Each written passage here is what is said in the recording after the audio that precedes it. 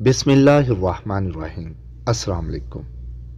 10 ऐसी बातें जो पूरी ज़िंदगी का निचोड़ हैं, अगर इन पर अमल किया जाए तो इंशाअल्लाह ज़िंदगी बदल जाएगी।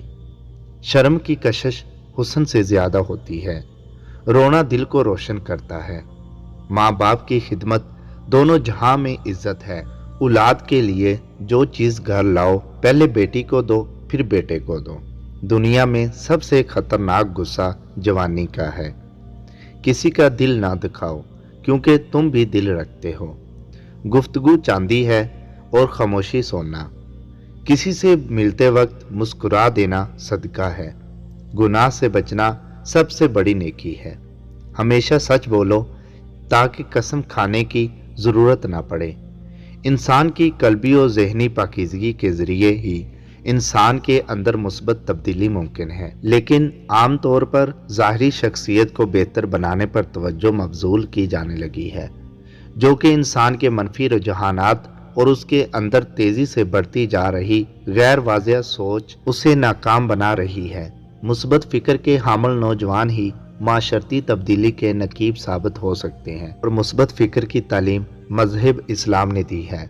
नौजवानों में फ़िक्र का टकराव उनकी ज़हनी नशोनुमा में रुकावट बनने लगा है, जिसे पाक करते हुए उन्हें दीनी और दुनियावी एतबार से कामयाब बनाना नागुज़ीर है।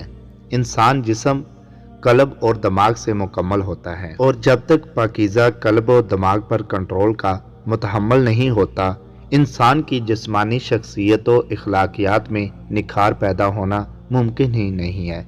इज्जत चाहते हो तो इन 10 बातों को अपना लो, जिंदगी बदल जाएगी। शख्सियत साजी दरअसल इंसान के कल्ब को पाकीज़ा बनाने और उसे रुजूए इलाही करने का नाम है, क्योंकि अल्लाह रब्बुल इज़्ज़त ने इंसान को ज़मीन पर अपना खलीफा बनाया है।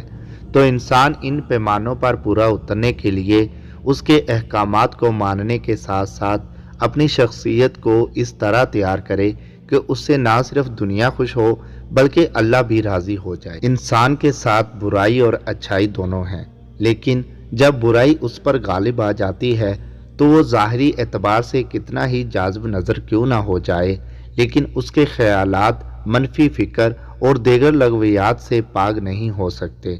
इसीलिए इंसान के नज़रियाती असूलों को तब्दील करना नागुज़ीर है, और ये उसी वक्त तब्दील हो सकते हैं जब उसके कल्ब में पाकी हो। इंसान को मनफी फ़िक्र से ना सिर्फ निकाला जाए बल्कि उसमें मुस्बत फ़िक्र पैदा करने के साथ साथ कामयाब ज़िंदगी गुजारने के काबिल बनाया जा सके।